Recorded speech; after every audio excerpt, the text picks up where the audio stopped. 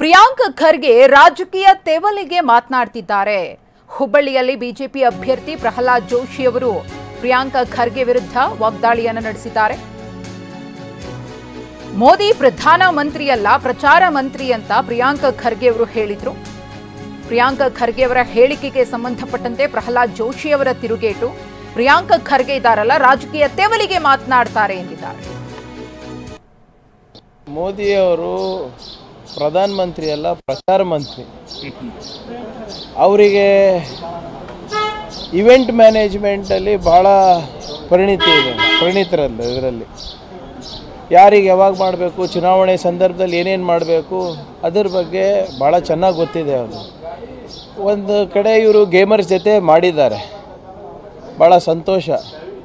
ಇದೇ ಗೇಮಿಂಗ್ ಇಂಡಸ್ಟ್ರಿಗೆ ಇವರು 2 ಲಕ್ಷ ಕೋಟಿಯನ್ನು ಟ್ಯಾಕ್ಸ್ ಕೂಡ ಇವರೇ ಹಾಕಿರೋದು.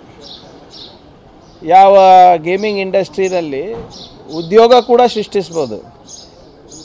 ಎಲ್ಲ ಗೇಮಿಂಗು ಏನು ಜೂಜಲ್ಲ.